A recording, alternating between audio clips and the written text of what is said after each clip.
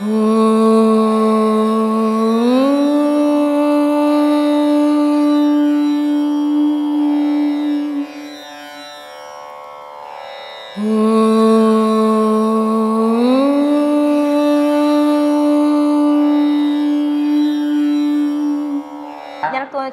வரம்னா என்ன, சாபம்னா என்னன்னு முதல்ல தெரிஞ்சுக்கணும்.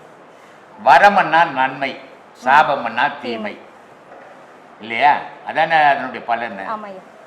இப்போ ஒரு அம்மா இருக்குது, ஒரு குழந்தைங்க பிள்ளைங்க வளருது அம்மா கிட்ட. அம்மா சொல்கிறத கேட்கவே மாட்டேன் அந்த பிள்ளைங்க. அப்போ அம்மா நான் சொல்கிறா, வழங்கவே மாட்டேடா நீ அப்படின்றான். அது என்ன வார்த்தை? நல்ல வார்த்தையா கெட்ட வார்த்தையா? தவறான வார்த்தை. தவறான வார்த்தை. அது பேர் சாபம் இல்லை? அப்போது ஒரு தாய் தகப்பன் சொல்கிறது அந்த பிள்ளைங்க தட்டாமல் கேட்குது. அப்போ அந்த தாயின் தகப்பன் என்ன சொல்கிறாங்க? வாழ்க்கையில் நல்லா இருப்படான்றாங்க. அதுக்கு என்ன பேர்? வரம் இல்லையா?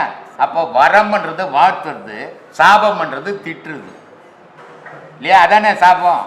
ஆனால் வரமும் வாழ்க்கைக்கு உதவும், சாபமும் வாழ்க்கைக்கு நடைமுறைக்கு வந்துடும். அதனால்தான் நான் பல வீடியோக்களில் சொல்கிறேன், பெரியவங்க வயிறு எறிகிற மாதிரி நடந்துக்காதீங்க, பெரியவங்க வாயில் ஒரு வார்த்தை வர மாதிரி நீ இது பண்ணிக்காதீங்க.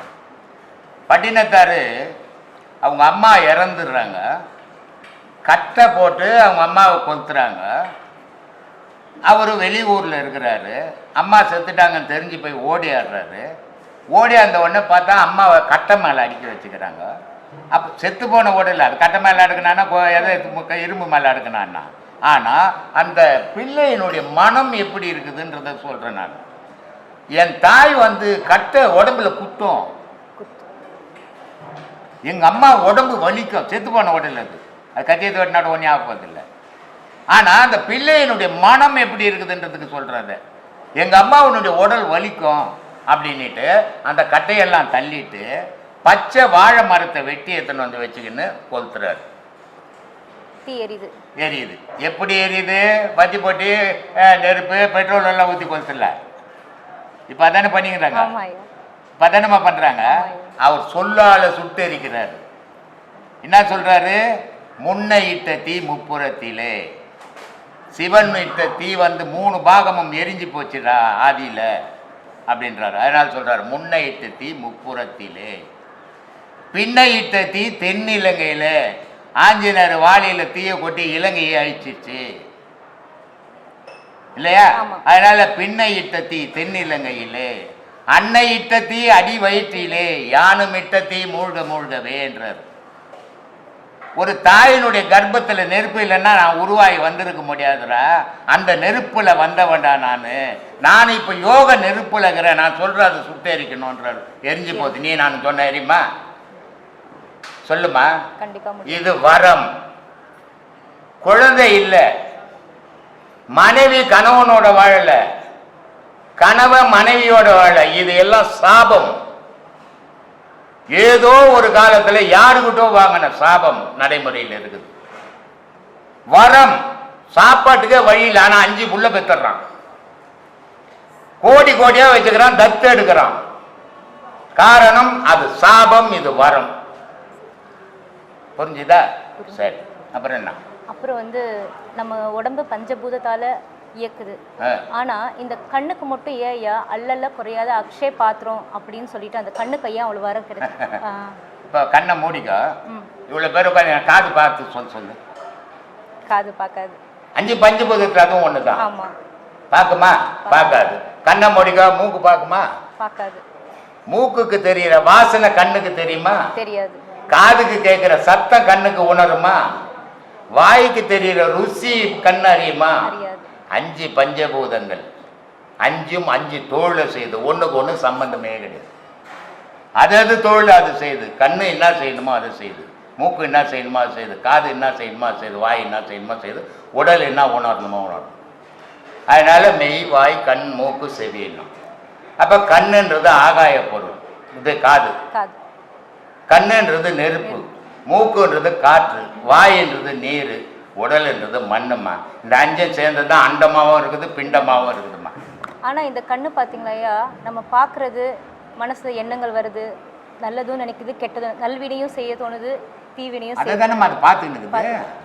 அது எதெல்லாம் பார்க்குதோ அது கண்டதை உலகத்தில் இருக்கிறதெல்லாம் வலிச்சின்னு வந்துச்சுக்கு, மீதியெல்லாம் பார்க்கல இல்லை. அதனால தானே நான் வீடியோவில் சொல்லிக்கிறேன், 4 பஞ்சபூதங்கள் இருக்குது.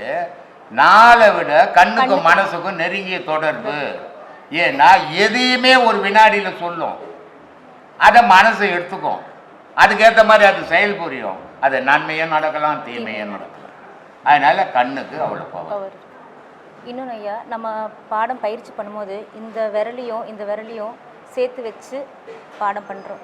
இந்த நமக்கு இருக்க இந்த 5 விரலுக்கும் நம்ம நாடிகளுக்கும் தொடர்பு உள்ளது ஐயா. நீ அதில் இதயத்துக்கே தொடர்பு இருக்குது.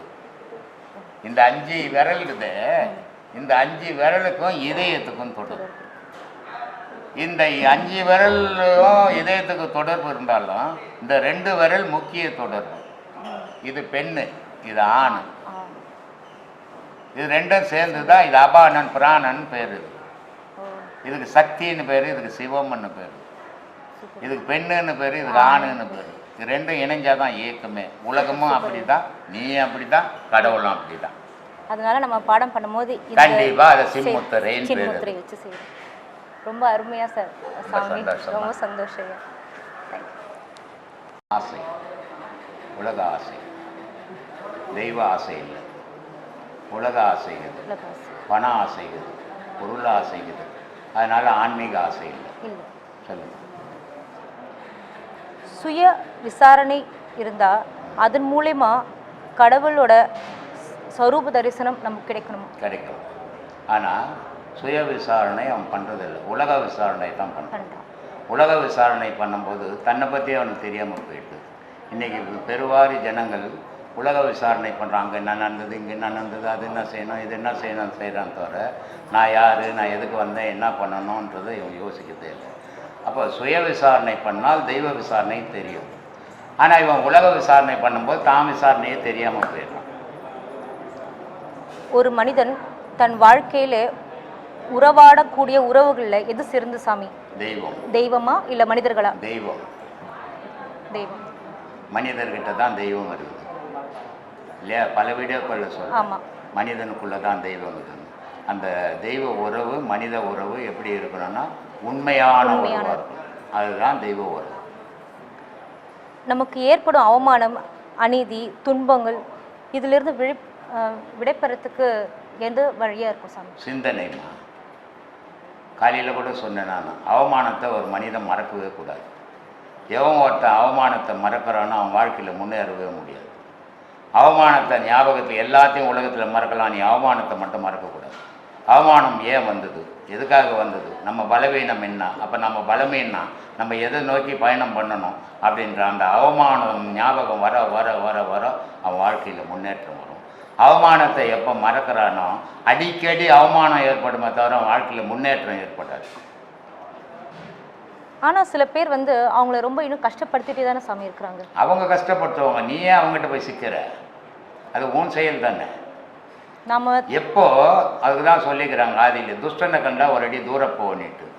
அவங்க அசிங்கப்படுத்துகிறாங்கன்னு தெரியுது. அப்போ நீ அவங்கள விட்டு விலகி அவங்கள அசிங்கப்படுத்துகிற கூட ஆகிடணும், அவங்கள அசிங்கப்படுத்தணுன்ற நினைவை நீ வளர்த்துக்க கூடாது. அவங்கக்கிட்ட இருந்து அசிங்கப்படாமல் வாழணும். அது எப்படி? இந்த மாதிரி அசிங்கப்படுத்தினாங்களே, அவமானப்படுத்தினாங்களே அப்படின்றத சிந்திச்சு சிந்திச்சு நீ அவங்களோட உயரும் போது அவங்க அசிங்கப்படுத்துறதை நிறுத்திடுவாங்க. ஏன்னா ஒரு மனிதன் யாரை போய் அசிங்கப்படுத்துகிறான்? உயர்ந்தவனை அசிங்கப்படுத்த முடியுமா? அவனை விட தாழ்ந்தவனை தான் அசிங்கப்படுத்துவான். அப்போது தாழ்ந்தவன் அசிங்கப்படும் போது அந்த அசிங்கப்படுத்தனை விட இவன் உயரும் போது அவன் அசிங்கப்படுத்துறவன் நின்றுடுவான். அதனால தான் சொல்கிறது, அவமானம் ஞாபகத்திலேயே வச்சுக்கோ, அவமானத்தை ஒவ்வொரு இடத்துலையும் நிறுத்திப்பார், அவமானத்தை ஒவ்வொரு இடத்துலையும் சிந்திச்சுப்பார். அந்த அவமானம் எதனால் நடந்தது, நீ அவனை விட தாழ்ந்திருக்குதால் அவமானம் இருந்தது, நீ அவனை விட உயர முயற்சி பண்ணு, அந்த முயற்சி உன்னை வெற்றி அடைய வைக்கும், அவமானத்திலிருந்து வெளியேற்றணும் வரும்னு சொல்கிறது. அப்புறம் அப்படி இருக்கவங்க நம்ம விலகி இருக்கிறது நமக்கு நல்லது. நீ திரும்பி திரும்பி அவங்களாடி போய் ஒரு நாய் வெறி பிடிச்ச நாய் கடிக்க போகுது, அதுக்கிட்ட கல்லை தடிச்சு தொத்திட்டு தூரம் வந்துடணுமே தவிர அதுக்கிட்ட உறவாடினா திருப்பி திருப்பி கட்சிக்கின்னு தான் இருக்கும். அந்த மாதிரி அவமானப்படுத்துகிறவங்க கூட நீ உறவு வச்சுக்க கூடாது. அது யாராவன்னா இருக்கட்டும், விலகி நிற்கிறது தான் உனக்கு நல்லது. ஐயா நீங்கள் ஒரு வீடியோவில் கூட சொல்லியிருக்கீங்க, ஒரு பாம்பு கதை சொல்லியிருக்கீங்க, அது உன்னை கடிக்க உன்னை காப்பாற்றுறதுக்காக நீ சீரலாம் சொல்லியிருக்கீங்க. ஆமாம், சரிங்களா? அப்படி இருக்கும்போது ஒரு சூழ்நிலையில் நமக்கு தற்காப்புக்காக நம்ம சீர்றது தப்பு. சீர்றது தப்பு இல்லை, ஆனால் அதை அடிக்கிறது தப்பு. நீ ஒன்றுத்துக்கும் உதவாத நீ படுத்துக்கின்னு சீராம படுத்துக்கினா நீ உதவாத பொருள் உன் மேலே கழுத்துக்கு போட்டுருவாங்க. அதனால நீ சீரித்தான் ஆகணும். சீர்னா தான் உன்னை நீ காப்பாற்றிக்க முடியும். அதனால சீர்றது தப்பு இல்லை, ஆனால் அடுத்தவங்களை கடிக்கிறது தப்பு. அதே நேரத்தில் அடுத்தவங்க நீ உன் மேலே கல் போடுற மாதிரி நீ சும்மா இருக்கிறதும் தப்பு. ஐயா, இளமையிலே ஆன்மீகம் தேடல் சரிதான், ஆனால் அது கூட சில பேர் வராமல் இருக்கு. வர முடியாதும்மா. ஏன்னா தாய் தகப்பனே ஆன்மீகத்தில் போவா அனுமதிக்கிறது இல்லை பிள்ளைங்களை.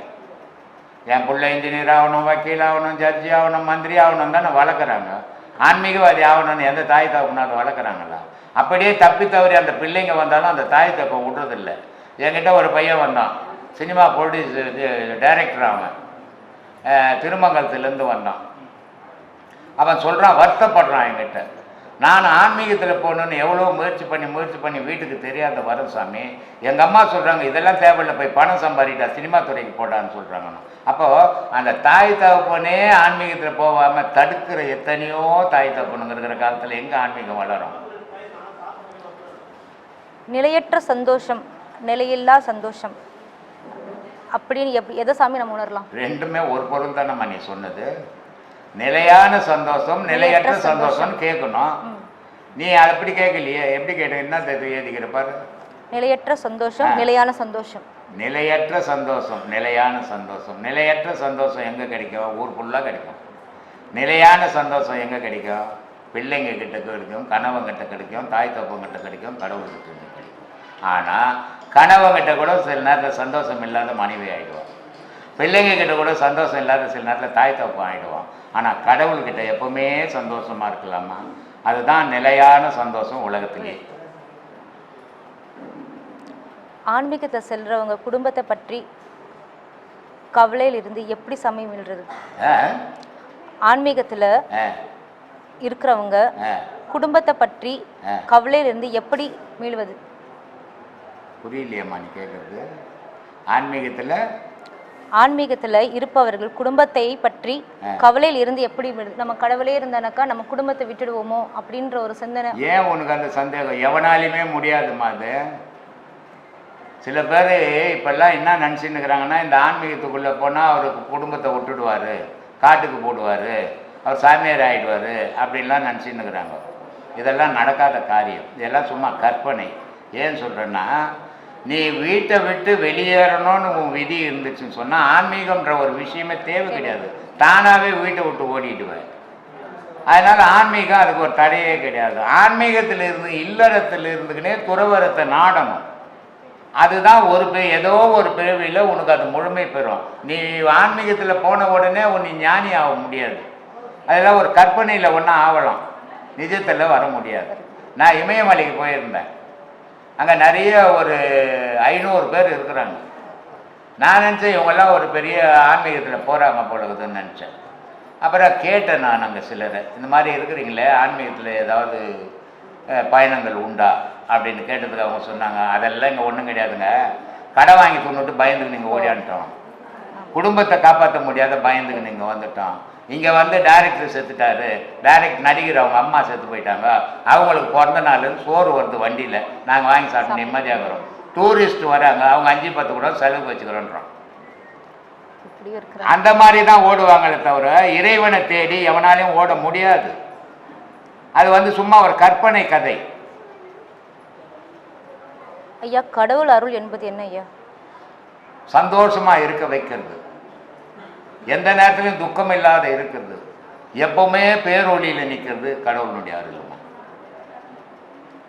இறந்து போன பிறகு ஆன்மா வெளியே வந்து பிறகு அது கடவுளோட உறவாடுமா? ஆடாது. உலகத்தோடு தான் உறவாடும். அடுத்த உடலை தேடிக்கினே இருக்கும். இப்போ நீ ஒரு வீட்டில் கொடுத்தோன்னே இருக்கிற, அந்த வீட்டுக்காரர் காலி பண்ண சொல்லிட்டாங்க, 4 எபிசோட் ரொம்ப நாளாக இருக்குது அந்த வீட்டில், காலி பண்ண சொன்னா நீ என்ன பண்ணுவ? வேற வீடு தான் பார்ப்பேன். வேற வீடு பார்ப்பல. அதே தான் பண்ணிடுது ஆன்மா. இந்த உடலுன்ற வீட்டை விட்ட உடனே வேற வீடு தேடிங்குது. கடவுளுக்கு இதுக்கு சம்மந்தமே. ஏன்னா அது இந்த உடலுக்குள்ளே இருக்கும்போது கடவுளை தேடி இருந்தது தானே, அதான் தேடுறதே கிடையாது.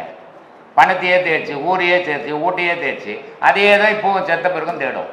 அப்படி கடவுளோட தொடர்பு கிடைக்கிற அளவுக்கு நம்ம அந்த பாதையில் போனால் மட்டும்தான் கடவுளோட உறவாட முடியும். அது நினைவு தானமா செயல். நீ எதை நினைவை வளர்க்குறியோ அந்த நினைவு செயலாக போகுது.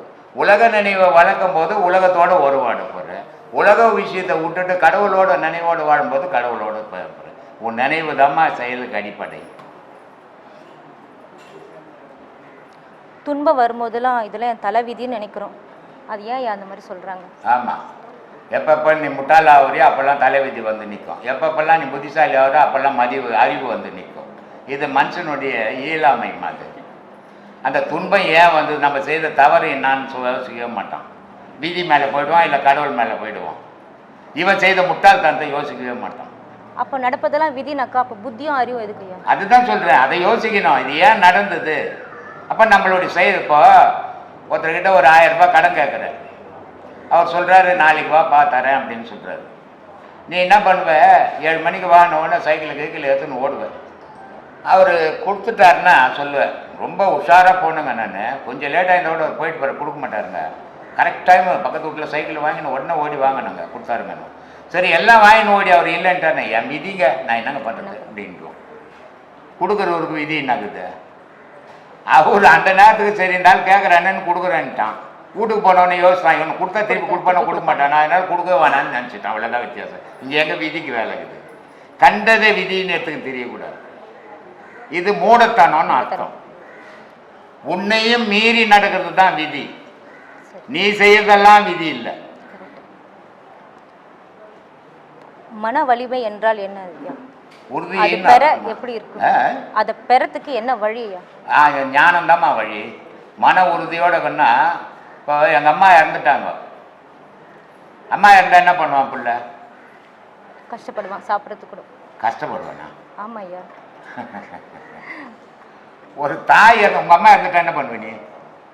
வேதனைப்படுவேன். என்ன வேதனை? எப்படி வேதனைப்படுவ? இருந்தாங்க இப்போ இல்லையேன்னு வேதனைப்படுவேன். மனசோட நினச்சிப்பியா? அழுவிட மாட்டேன். அழுவேன். ஏன் அழுவது? பெத்தவங்க இல்லையா? அப்போ பக்கத்து வீட்டுக்கார சேர்த்து விட்டா அழ வராது. வராது. அப்போது இந்த உறவுன்ற எண்ணம் உள்ளத்தை தாக்கும் போது அது அழ வரும். உறவு இல்லை மற்றவங்க சேர்த்து போட்டால் அழ வராது.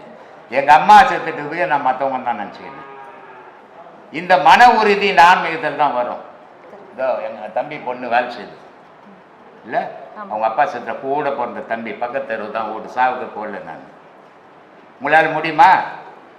வாயில் பேசுறது இல்லை உறுதி, செயலில் இருக்கணும் உறுதி. எதிர கட்டின இடம் வாங்கணும். இந்த இடம் வாங்கினோன்னா கேட்குறாங்க யார் பேரில் ரிஜிஸ்டர் பண்ணணும், யார் பேரில் பண்ணலாம்? நான் வாங்குகிறேன் பணம் போட்டு. ஒன்று என் பேரில் பண்ணணும், இல்லை என் பொண்டாட்டி பேரில் பண்ணணும், இல்லை பிள்ளைங்க பேரில். இதான முறை. ஆனால் நான் என்ன பண்ணேன், யார் பேர்லையுமே கூட பொதுவுக்கு பிரம்மசூத்திர குழு ரிஜிஸ்டர் பண்ண பண்ணுவீங்களா? இதுதான் உறுதி. நாளைக்கு என் பிள்ளைங்களுக்கு என்னப்பா பண்ணுறது? என் பிள்ளைங்களுக்கு ஒன்று பண்ண புடிச்சனை கட்டை தடிப்பீங்க ரிஜிஸ்டர் பண்ணலன்னா. தியான பயிற்சியில் ஈடுபடுறவங்க ஒரு நல்ல செயலை செஞ்சால் அது கண்டிப்பாக வெற்றி அடையும் ஒரு நம்பிக்கை இருக்குது. அது உண்மையாக? ஆமாம், இப்படி நினச்சிக்கின்னு செய்தாவே வெற்றி அடையாது. எந்த ஒரு செயலுக்கும் முக்கியத்துவம் நினைவு கொடுக்கும்போது அது செயல் வெற்றி அடையாது. செய்த வாய்ப்பு கட்சி செய்த அப்படின்னு போனமே தவிர இதை காரணமாக ஆக்கிக்கிட்டு நீ என்கிட்ட வருவாங்க, சாமி எனக்கு வீசிங்குது வந்தால் நல்லா ஆகிடுமான்னா அப்போ அவன் வீசிங்காக வரான், கடவுளுக்காக வரல. இப்படி பட்டவனை நான் இங்கே சேர்க்கறது கிடையாது. கடவுளை தேடணுன்ற மட்டும் இங்கே வாங்க, மற்ற வீட்டு பிரச்சனை இங்கே வந்தால் தீர்ந்துருமா, என் பொண்ணு கல்யாணம் ஆகலை இங்கே வந்து தீர்ந்துருமா? தீராது. அதெல்லாம் உங்கள் சொந்த விஷயம். தெய்வம்ன்றது இதுக்கெல்லாம் அப்பாற்பட்டது. யார் குடும்ப விஷயத்தையும் நான் பேசுறதில்லை. யார் குடும்ப விஷயத்தையும் என்கிட்ட கேட்காதீங்கன்றது. நான் மந்திரம் பண்ணுறேன், தகுடு தரேன், தாயத்து தரேன், விபூதி தரேன்னு சொல்கிறதே கிடையாது, இங்கே சேர்க்கறதும் கிடையாது. அப்படி அதுக்கெல்லாம் நிறைய இடங்கள் அங்கே போங்கன்னிடுவேன். ஏன் சொல்கிறேன்னா, தெய்வத்தை தேடுறவனுக்கு ஒரு குரு வேணும். அந்த பாதையில் போகிறதுக்கு நினைக்கிறவனுக்கு மட்டும்தான் இந்த இடம் சரி. இங்கே போனால் இது நடக்கும் அது நடக்கும் நினச்சிக்கின்னு வரவனுக்கு இந்த இடம் சரியாக வராது. நம்மக்கிட்ட அன்பாக பேசுவாங்க, ஆனால் கடைசி நேரத்தில் அவங்க என்ன ஏமாற்றுவாங்க, நம்பிக்கை துரோகம் பண்ணுவாங்க. ஆனால் அவங்களோட கடைசி நிலை எப்படி இருக்கும் ஐயா? அவங்க நிலை எதனா இருக்கட்டும், உன்னை ஏமாத்து நீ இல்லை பரதாமா போடுவேன். அவங்க நிலை கடைசியில் தானே, உன் நிலை அப்பவே இல்லை நீ பரதாமா ஆயிடுவேன். அதனால உன்னை காப்பாற்றிக்க முதல்ல. அவங்க நிலை எப்படின்னா போட்டோம். குடும்பத்தோட அன்பும் அக்கறையும் காட்டுறது எந்த அளவோடு இருந்தால் சரி ஐயா? ஒரு லிமிட்டாக இருக்கணும். அளவு மீறி போனால் துக்கத்தை வச்சு எடுத்துருவேன். பிள்ளைங்களை வளர்க்கணும், பொறுப்போடு வளர்க்கணும். ஆனால் அது மேலே அளவு மீறி பாசத்தை கொட்டி வளர்த்தீங்கன்னா உனக்கு தான் துக்கம் மிஞ்சும். அதனால் பொறுப்போடு வளர்க்கணும். இதுக்கு இதெல்லாம் நம்ம செய்யணும், நம்ம கடமைன்னு நினைக்கணுமே தவிர இது நம்மளை காப்பாற்றணும்னு செய்ய இருக்கக்கூடாது. இருந்தால் அது விபத்தை உண்டாக்கும். ரொம்ப அருமை ஐயா, ரொம்ப சந்தோஷம். சொல்லுங்க.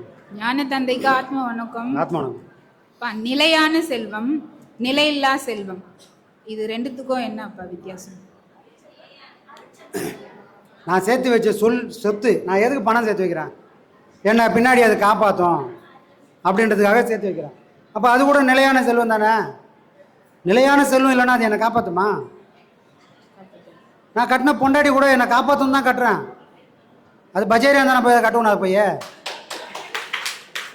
இல்லை வயசில் பெரிய பொண்ணை போய் கல்யாணம் பண்ணலாம்ல. எதுக்கு நம்மளோட வயசில் கம்மியான ஒரு பொண்ணை பார்த்து எது கல்யாணம் பண்ணுறோம்?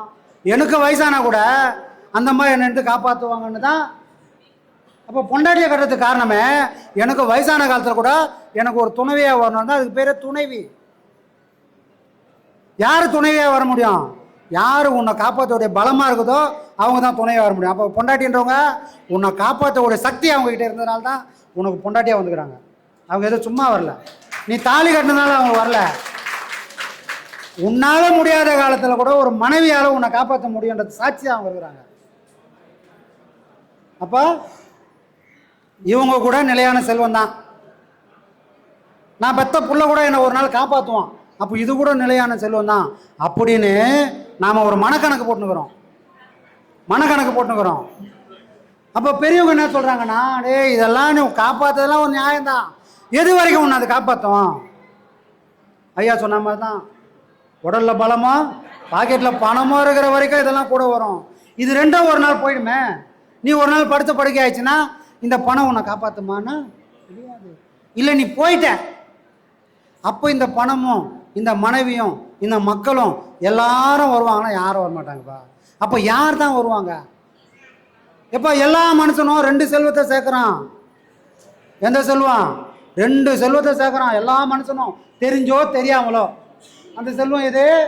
ஒரு செல்வம் பாவம், ஒரு செல்வம் புண்ணியம். இதே உலகத்தில் பிறந்த எல்லா மனுஷனும் தெரிஞ்சோ தெரியாமலோ சேர்த்துக்கினே வரும். ஆனால் எந்த அக்கௌண்ட்லேயும் அது நமக்கு தெரியாது. எவ்வளோ சேர்த்தலாம் கணக்கெல்லாம் பார்க்க முடியாது. ஆமாம், ஏன்னா பேங்க்கில் போடல அது அவன் அக்கௌண்ட்டில் எழுதி வச்சுக்கிறான் நீ எவ்வளோ போட்ட அப்படின்றது. ஆனால் நம்மளை மாதிரி சீடர்களால் மட்டும்தான் 3வது ஒரு செல்வத்தையும் கொண்டு போய் சேர்க்க முடியும். அது என்ன செல்வம்? தவ செல்வம். ஓடியிட்ட பிச்சையும் ஓந்து செய்த தர்மமும் சாடி விட்ட குதிரை போல் எதிரே வந்து நிற்கனாரு. இதெல்லாம் உலகத்துக்கு பொருந்தோண்டா. ஒரு யோகிக்கு ஒரு நல்ல வழியில் ஞான வழியில் போகிறவனுக்கு மட்டும்தான் இந்த 2 பொருளை தவிர்த்து 3வதாக ஒரு செல்வம் வரும். அந்த செல்வமே நிலையான செல்வம். அந்த செல்வன்றது எது? நீ செய்யக்கூடிய தவம். இந்த தவம் மட்டுமே. நீ ஒருவேளை அந்த தவத்தை செஞ்சேன்னு மறந்துட்டால் கூட அது உனக்கு ஞாபகப்படுத்தும். அப்படி தான் ஒரு மகானும் ஒரு சிலருக்கு சின்ன வயசுலேயே ஞானத்தை கிடைச்சிரும். காரணம் என்ன? எவ்வளோ கோடி குழந்தைங்க இருக்குது. எல்லா குழந்தையுமா சின்ன வயசுல ஞானத்துக்கு வருது. ஏன் வரல? யாரோ முன்னாடி டெபாசிட் பண்ணாங்க, இப்போ குழந்தையிலே அது கிடைச்சிடுச்சு. அப்போ அந்த தவம்ன்றது நீ இறந்தாலும் அது உன்னை தேடி வருது. ஏன்னா அது கண்ணுக்கு மட்டும்தான் நீ எங்கே போகிறன்றது தெரியும். ஏன்னா மற்றது எல்லா செல்வமும் இந்த உடலும் மனமும் பார்த்த செல்வம். ஆனால் இந்த தவம் என்ற செல்வத்தை யாரு பாப்பா? இந்த உடலும் மறந்துடும், இந்த மனமும் மறந்துடும். உன் உயிர் மட்டுமே அதை நினைவில் வச்சிருக்கும். நீ காப்பாத்தின இந்த உடம்பு ஒரு நாள் மண்ணா போயிடும். நீ கனவு கண்ட இந்த மனசு ஒரு நாள் இல்லாம போயிடும். ஆனா இந்த உயிரானது இந்த உலகம் உருவான காலத்திலிருந்து இந்த உலகம் அழிஞ்சாலும் நிலையா நிற்கும். அப்ப நீ யாரோட பதிவுல அதை ஏத்துறனா? நீ செய்யக்கூடிய எல்லாம் உயிரில் பதிவாகுது. அந்த உயிரில் அது பதிவானதுனால நீ மறந்தாலும் அது உனக்கு ஞாபகப்படுத்தும். புரியுதுங்களா? அப்ப எது நிலையான செல்வம்? நாம செய்யக்கூடிய தவம் மட்டுமே நிலையான செல்வம். கடவுள் திருவள்ளுவர் சொல்றாரு, வாழ்க்கையில எல்லாரும் படிக்கிறீங்க, ஆனா அதெல்லாம் படிப்பு இல்லப்பா. அப்ப எதுதான் சாமி உண்மையான படிப்பு? எந்த படிப்பு இறைவனை காட்டி கொடுக்குதோ அந்த படிப்பே உண்மையான படிப்பு.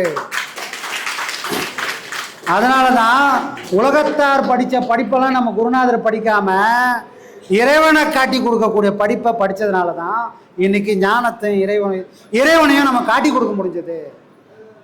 புரியுதுங்களா? அப்ப படிப்புன்றது அப்படி ஒரு படிப்பா இருக்கணும், அதுவே நிலையான செல்வம். சரிங்களா?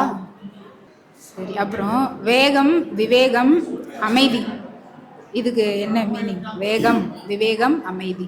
வேகம் எல்லார்கிட்டையும் இருக்குமா, விவேகம் எல்லார்கிட்டையும் இருக்காது. ஒரு வாலிப வயசு, எவ்வளவு புத்தி சொன்னாலும் அந்த மனசால அதை கேட்கவே முடியாது. அப்பா சொல்றாரு, என்ன அதான் தப்புடா, நல்லா படிடா, உன்னை எப்பாடு போட்டாலும் நான் படிக்க வச்சிடறேன் அப்படின்னு அப்பா சொல்லுவாரு. புள்ள கேட்பான்? புள்ள கேட்க மாட்டான். ஏன் கேட்க மாட்டான்? அவங்கிட்ட அறிவு கம்மியாகுது, வேகம் அதிகமாகுது. அப்ப அந்த வேகத்தால அந்த பையனுக்கு ஏதாவது பிரயோஜனம் வருமானா? எந்த பிரயோஜனமும் இருக்காது. ஆனா அதே புள்ள ஒரு நாள் அப்பனா மாறுவான். இவங்க அப்பன் சொன்ன கதையே அதே பையன் அவங்க பிள்ளைக்கும் சொல்லுவான். அப்ப இதெல்லாம் எப்படி இருக்குது? ஊருக்கு உபதேசமா இருக்குதே தவிர தான் வாழ்க்கையில அதை யாரும் கத்துக்கிட்டே இல்லை. காரணம் என்ன? எல்லாம் வேகத்துல இருக்கிறாங்களே தவிர யாருக்கும் விவேகம் இல்லை. விவேகம் இருந்தால் மட்டுமே ஒரு காரியத்தை சாதிக்க முடியும். வெறும் வேகத்தால் அதை சாதிக்க முடியாது. வேகம் வேணும். என்ன எங்க வேணும்?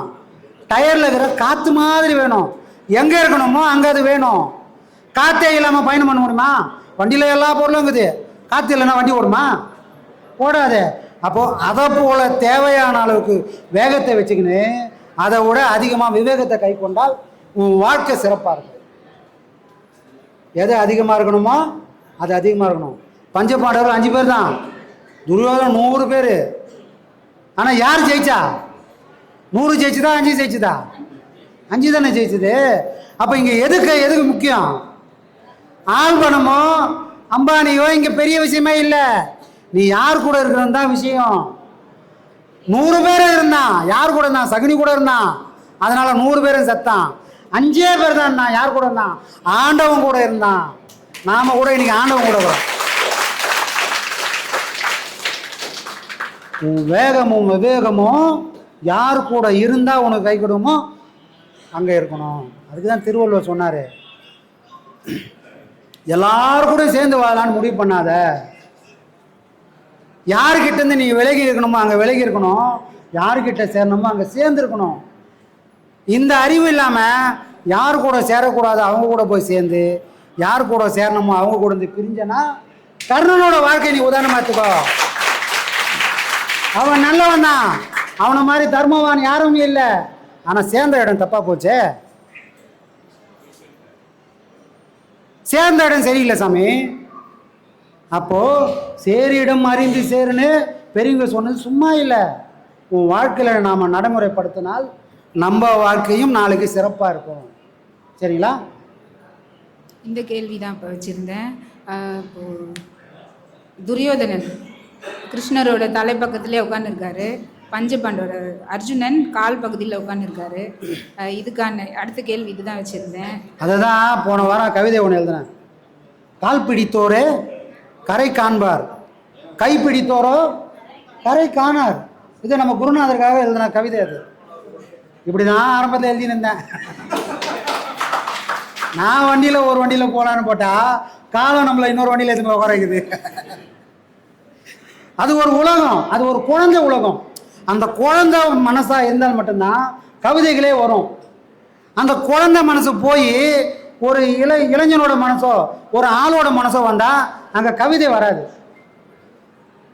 கல்லா போயிடும் மனசு. அப்போ திடீர்னு ஒரு நாள் அது குழந்தையா மாறிச்சு தான் குருநாதரை பார்க்கும்போது. அப்போ கால் பிடித்தோரோ கரை காண்பார், கை பிடித்தோரோ கரை காணார். அடுத்த அடி என்னது? முடிவான அடி என்ன தெரியுங்களா? திரையில்லா மனத்தினிலே உரை செய்ய வருவான். யார் வருவான்? இறைவன் சொல்லக்கூடியதெல்லாம் கேட்கக்கூடிய தகுதி எப்போ வரும்னு சொன்னால் உன் மனம் திரையில்லாத மனமா இருக்கணும். திரை இல்லைன்னா என்ன? ஒரு நம்ம வாசல்ல திரை போட்டுக்கிறோம், எதுக்காக உள்ள போட்டுருக்கோம்? உள்ளகிற பொருளை மறைக்கிறதுக்காக போட்டிருக்கோம். உன் மனசு அப்படி இருந்ததுன்னா இறைவன் வரமாட்டான். அவன் சொல்றதும் அந்த மனசால உணர முடியாது. அப்போ உன் மனம் எப்படி இருக்கணும்? திரையில்லா மனமா இருந்தால் இறைவன் உரை செய்யறதெல்லாம் உன்னால உணர முடியும். நம்ம மனசையும் திறந்து வைப்போம், திரை போடாம வைப்போம். வச்சால் குருநாதர் பேசக்கூடிய எல்லாம் நம்ம மனசுல எதிரொலிப்போம். நன்றி. ஆத்மா வணக்கம்.